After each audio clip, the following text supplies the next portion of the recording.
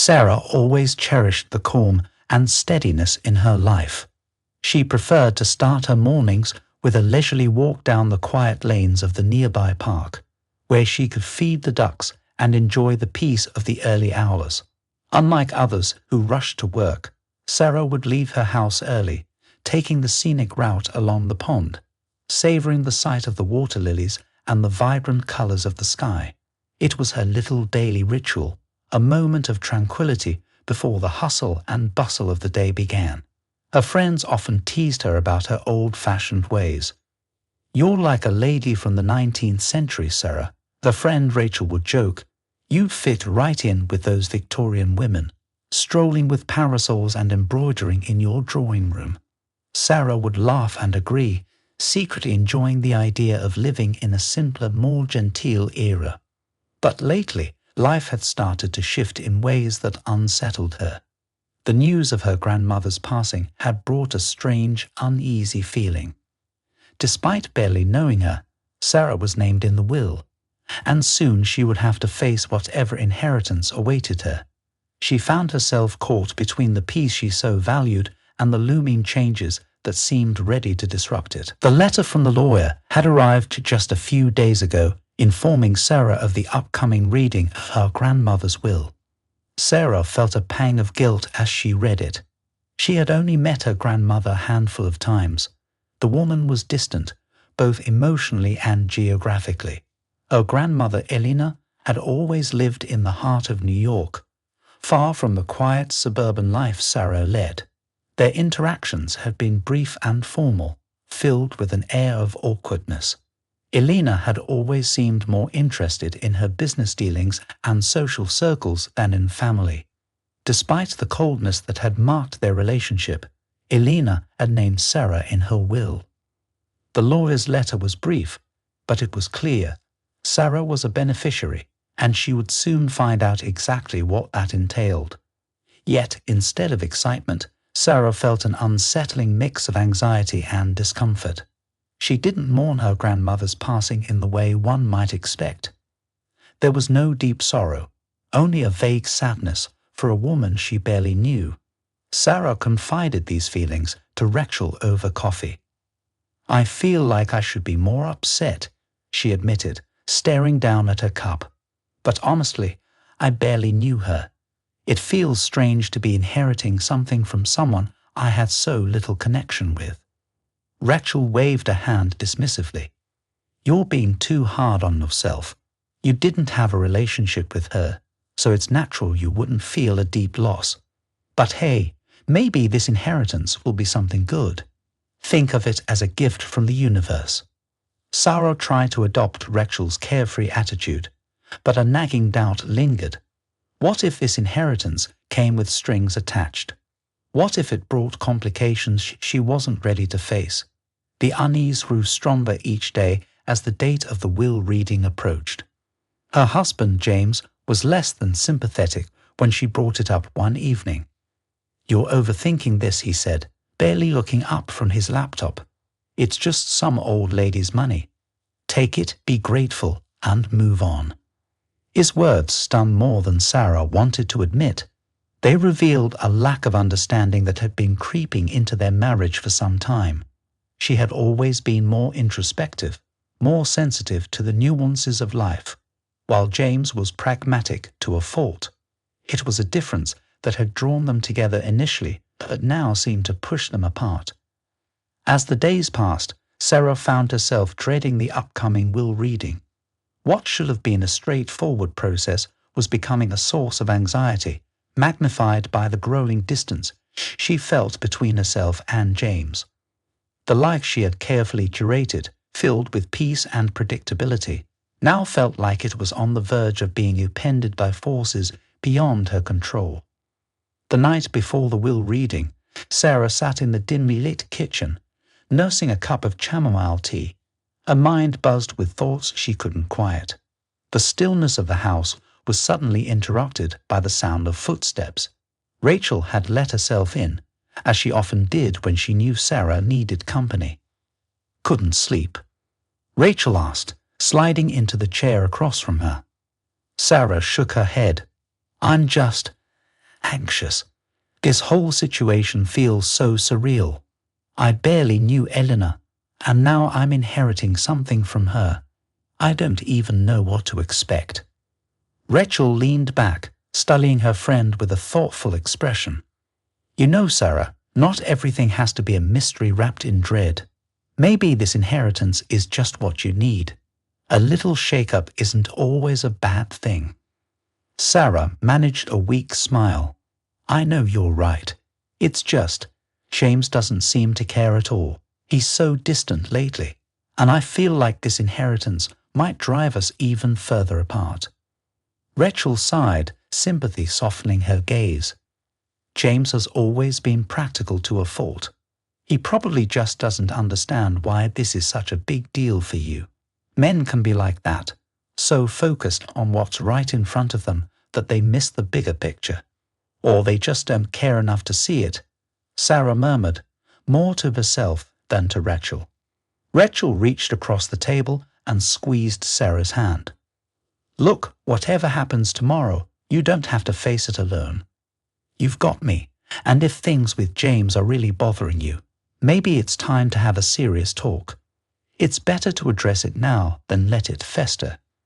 Sarah nodded, though her mind was still clouded with uncertainty. "You're right. I need to stop avoiding things, whether it's this inheritance or my marriage. I just hope I have the strength to deal with whatever comes next." "Of course you do," Rachel said firmly. "You're stronger than you think, and whatever this reading brings, we'll face it together, okay?" Sarah felt a little of the tension ease from her shoulders. "Thanks, Rachel. I don't know what I'd do without you." Rachel smiled and stood up, giving Sarah's shoulder a reassuring squeeze. "You'd manage just fine. But lucky for you, you don't have to."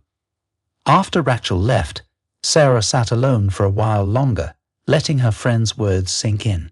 It was comforting to know she wasn't completely alone in this. But as she thought about the next day, a gnawing feeling in her gut told her that whatever was revealed during the will reading might change everything. The following morning, just as Sarah was preparing to leave for the lawyer's office, James walked into the kitchen, dressed in his usual business attire. He looked at her with a mixture of indifference and mild curiosity. "So, today's the big day," he said, pouring himself a cup of coffee. "Yeah," Sarah replied, her voice more tentative than she wanted it to be. "Are you sure you don't want to come with me?" James sipped his coffee and shook his head. "I've got meetings all day. Besides, what's the point? It's not like we're talking millions here, right?" Sarah flinched at his dismissive tone. "It's not about the money, James. It's about family, history, maybe even closure." He shrugged, clearly unmoved. "Well, good luck with that. Just don't let it stress you out too much. We've got enough on our plates as it is." With that, he grabbed his briefcase and left, leaving Sarah standing alone in the kitchen, feeling a cold emptiness in the pit of her stomach. His indifference cut deeper than she wanted to admit. The gap between them seemed wider than ever, and Sarah couldn't shake the feeling that today might be the day that everything changed. As she headed out the door, she paused, taking a deep breath. Whatever happened at the lawyer's office, she knew she needed to face it head-on. But even with Rachel's support, the sense of foreboding lingered, casting a long shadow over the day ahead. As Sarah drove to the lawyer's office, her mind churned with thoughts she couldn't quite silence. The early morning sun cast long shadows across the road, but Sarah barely noticed. Her thoughts were elsewhere, tangled in the complexities of her life. What had happened to the life she had once found so fulfilling? She had always prided herself on her ability to maintain balance between work and home, between her own needs and those of her family. But lately, that balance seemed to be slipping through her fingers. The growing distance between her and James gnawed at her, a constant reminder that something fundamental had changed between them. It wasn't always this way, she thought, gripping the steering wheel a little tighter. There was a time when she and James shared everything: dreams, plans, even the smallest details of their day. But somewhere along the line, they had begun to drift apart. Maybe it was the pressures of his job, or the fact that their lives had settled into such a predictable routine that there was nothing left to discuss. Or maybe it was something deeper, something neither of them wanted to acknowledge. The more Sarah thought about it, the more she realized that this inheritance, this unexpected windfall, had become a kind of catalyst, forcing her to confront the issues she had been avoiding. It wasn't just about money or property. It was about what these things represented. A new chapter, a fresh start, and perhaps a way out of the stagnation that had settled into her life. But with that realization came fear. What if this inheritance only made things worse? What if it drove an even bigger wedge between her and James? He had made it clear that he saw this as nothing more than a financial matter, something to be dealt with quickly and pragmatically. But for Sarah, it was so much more. It was a connection to a part of her life she barely knew, a chance to discover something about herself that had long been buried. As she approached a red light, Sarah let out a slow breath, trying to calm her racing thoughts. She knew she was at a crossroads, not just in terms of the inheritance, but in her marriage as well. The lawyer's office would be the first step in whatever came next, but what would that step lead to? What if this was her chance to reclaim a part of herself she had lost? To rediscover the dreams she had once had before life became a series of obligations and routines. But even as these thoughts surfaced, Sarah couldn't shake the guilt that followed. Was it selfish to want more? To feel that her life, as it was now, wasn't enough? In the quiet of the car, with nothing but her own thoughts for company, Sarah felt a wave of doubt wash over her. What if she was making too much of this? What if she was just looking for an escape from the problems in her marriage, using the inheritance as an excuse? But deep down, Sarah knew that wasn't entirely true. Yes, things with James were strained, but this was about more than just him. It was about her own sense of identity, about finding a purpose and direction that had been missing for far too long. The light turned green, and Sarah pressed the accelerator, her heart heavy with the weight of her thoughts. She knew that today would bring answers she wasn't sure she was ready for. But whatever happened, she couldn't turn back now. She had to see this through, if only to understand what it all meant for her future. As the lawyer's office came into view, a sense of calm settled over her, surprising in its intensity. For the first time in weeks, Sarah felt a strange clarity. No matter what was revealed today, she would face it with open eyes and an open heart. She owed that much to herself. And perhaps, she thought, as she parked the car and stepped out, this inheritance was more than just a material gift.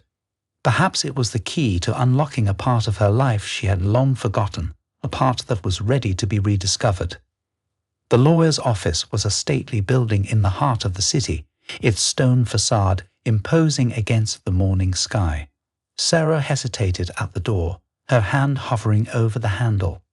She took a deep breath, steeling herself for whatever awaited her inside, then pushed open the door and stepped into the cool, dimly lit reception area. The receptionist greeted her with a polite smile. "Mrs. Bennet, the lawyer will see you now," she said, gesturing towards a door at the end of the hallway. Sarah nodded and walked down the corridor, her footsteps echoing off the polished marble floor. The lawyer, Mr. Thompson, was a tall, thin man with a serious expression and a pair of wire-rimmed glasses perched on his nose. He stood as Sarah entered, extending a hand in greeting. "Mrs. Bennet, thank you for coming. Please have a seat." Sarah sat down, her hands folded tightly in her lap. The room was silent except for the faint ticking of a clock on the wall. Mr. Thompson cleared his throat, pulling out a thick envelope from his desk drawer. "As you know, we are here to discuss the contents of your grandmother Eleanor's will," he began, his tone professional but not unkind. "It's a rather straightforward document, but there are a few things I need to explain." Sarah nodded, her heart pounding in her chest. This was it, the moment that could change everything. Mr. Thompson opened the envelope and pulled out a stack of papers. Your grandmother was a meticulous woman, as you may know. She left detailed instructions for the distribution of her assets.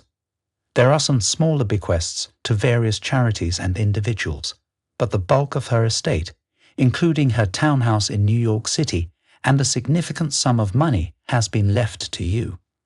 Sarah blinked, the words not fully registering. To me, she repeated, her voice barely above a whisper.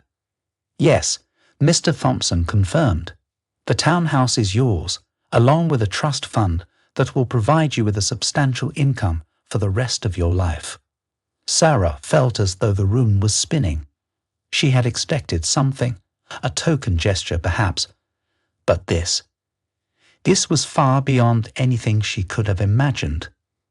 But why me, she asked, still struggling to comprehend the magnitude of what she had just heard. I barely knew her. Why would she leave all of this to me? Mr. Thompson smiled faintly. Your grandmother was a complex woman, Mrs. Bennet. She may have seemed distant, but she was always very aware of her family.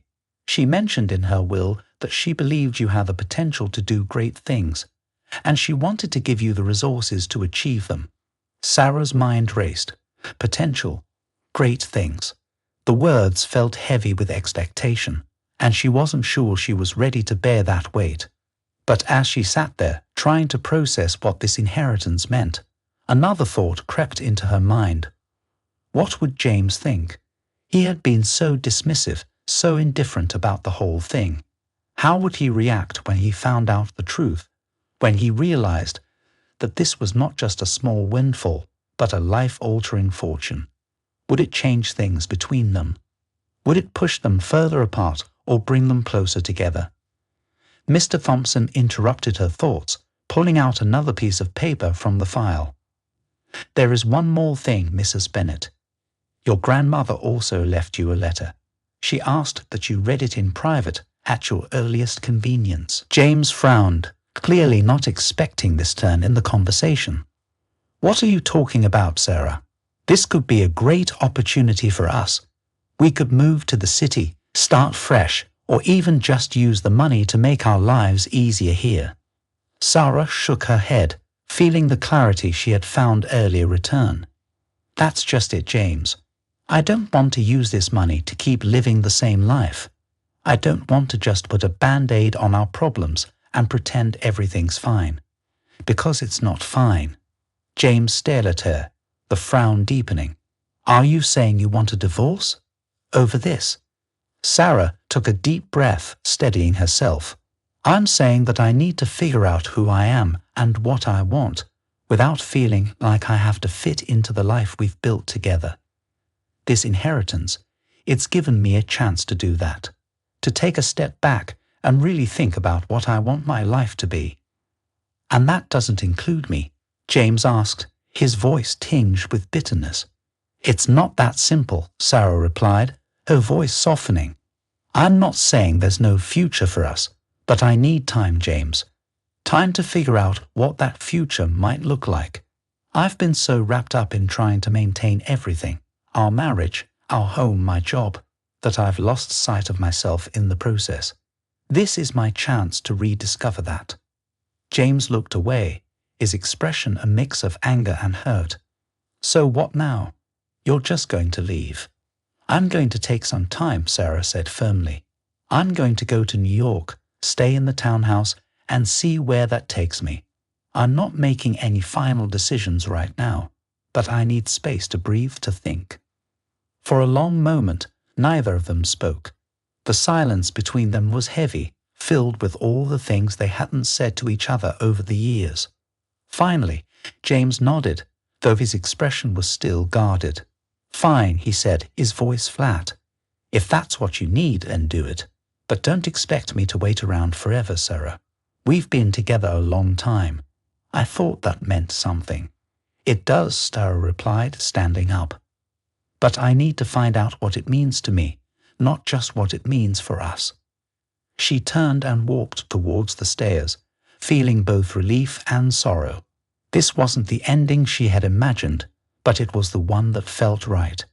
As she reached the top of the stairs, she glanced back at James, who was still sitting on the couch, staring at nothing in particular. "James," she said softly, catching his attention, "I do care about you, but I have to care about myself too. I hope you can understand that." He didn't respond, just gave a small, almost imperceptible nod. Sarah felt a tear slip down her cheek as she turned away, heading to their bedroom to start packing. 2 weeks later, Sarah stood on the balcony of Elena's townhouse, looking out over the bustling streets of New York City.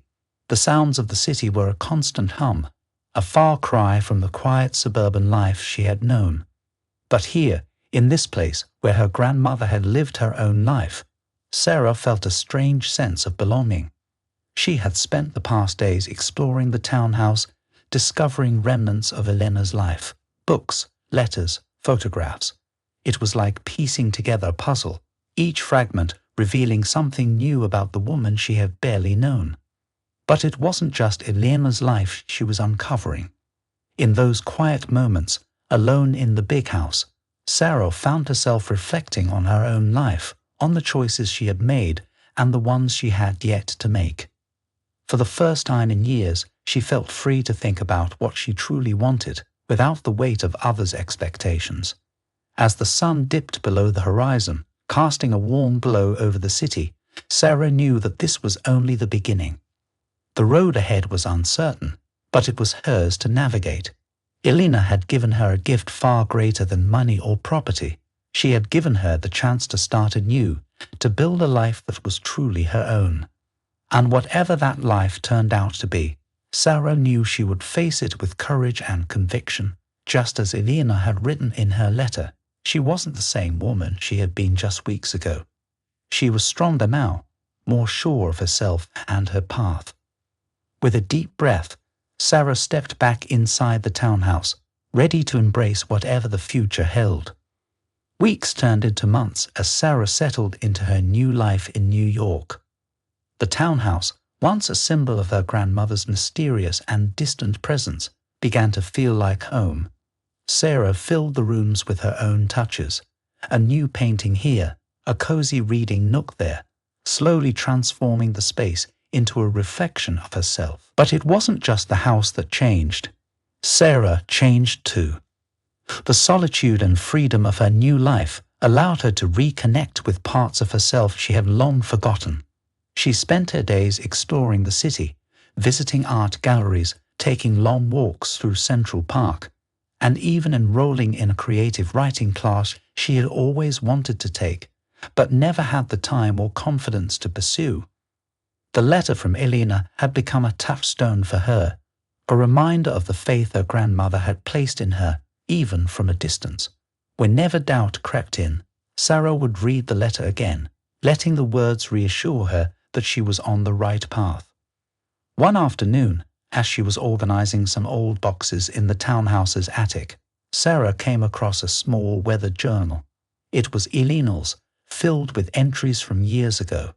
As Sarah read through the pages, she discovered a side of her grandmother she had never known, a woman who had faced her own struggles, who had experienced loss, love, and the same questions about life and purpose that Sarah now grappled with. One passage, in particular, stood out to her. "I've spent so much of my life building walls, keeping people at arm's length. But as I grow older, I realize that it's the connections we make, the love we give and receive, that truly matter. If I could give one piece of advice to my descendants, it would be this: don't be afraid to live fully, to love deeply, and to embrace the unknown. Life is too short to do otherwise." The words resonated with Sarah, echoing her own journey over the past few months. Elena's life had been complex, marked by both success and loneliness, but in the end, she had recognized the importance of connection and courage. It was a lesson Sarah took to heart. As she closed the journal, Sarah felt a sense of peace. Elena's legacy wasn't just the townhouse or the trust fund. It was the wisdom she had passed down, the understanding that life's value lies in how we choose to live it. That evening, as Sarah sat on the balcony with a cup of tea, the lights of the city twinkling below, she called James. It was the first time they had spoken since she left. Their conversation was tentative at first, both of them uncertain about how to bridge the gap that had formed between them. But as they talked, something unexpected happened. They began to open up to each other, sharing their fears, their hopes, and the changes they had both experienced in the past months. James confessed that he had been lost too, unsure of where their marriage was going and what he wanted from life. He had taken time to think as well, and while he wasn't sure where they stood, he was willing to explore the possibility of a new beginning, together if Sarah was open to it. Sarah listened, her heart softening. She realized that while the distance had been necessary, it didn't have to be permanent. They were both different now, shaped by their experiences, and maybe, just maybe, they could find their way back to each other in a new, healthier way. "I'm not sure what the future holds for us," James Starrer said, her voice calm and sincere. "But I think I'd like to find out. I think we both deserve a second chance." James agreed, and they made plans for him to visit New York. It wasn't a promise of reconciliation, but it was a step, one that both of them were willing to take. As Sarah ended the call, she felt lighter, as if a weight had been lifted from her shoulders. She didn't know if their marriage could be fully repaired, but she knew she was no longer afraid of the uncertainty. Whatever happened next, she was ready to face it with an open heart and an open mind. The months that followed were filled with new beginnings. Sarah continued her writing class, eventually finishing a collection of short stories that she sent to a publisher. To her delight, they expressed interest, and she signed her first book deal, a dream she had never dared to pursue before. James visited New York several times, and together they explored the city, rediscovering each other in the process. They laughed, argued, and had deep conversations, slowly rebuilding their connection. It wasn't always easy, but it was real, and that was enough for now. One day, as they strolled through Central Park, James stopped and looked at Sarah with a serious expression. "I've been thinking," he said, taking her hand. "Maybe it's time for me to make some changes too. I've always admired how you've taken control of your life here, and I want to support you. What if I looked for a job in New York? We could start fresh together." Sarah smiled, feeling a warmth spread through her chest.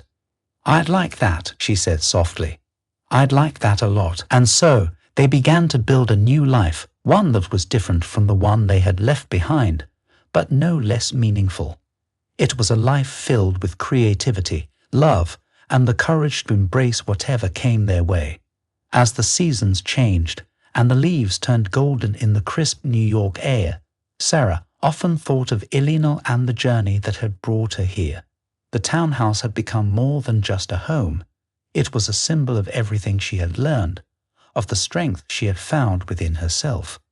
And in the quiet moments, when the city's hustle and bustle faded into the background, Sarah would sit by the window, looking out at the world beyond, and feel a deep sense of gratitude. She had found her way, not just to a new place, but to a new understanding of herself and what truly mattered. In the end, Elena had been right. Life was too short to live in fear, to hold back from the things that made it worth living. And Sarah knew, with a certainty she had never felt before, that she was ready for whatever the future held. She was living fully, loving deeply, and embracing the unknown. And that, she realized, was the greatest inheritance of all.